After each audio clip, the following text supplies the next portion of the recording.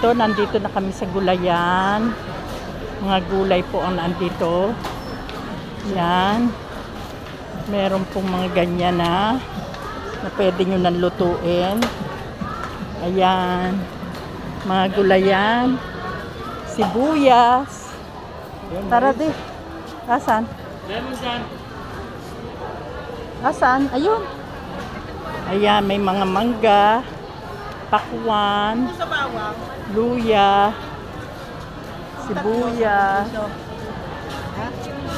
Halika na, ayun. Sabi mo, mais, tanong mo.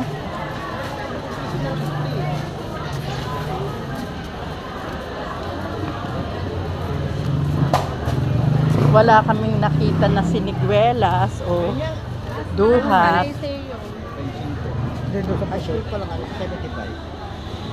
75 daw. Sige, Eh, saan doon sa isa?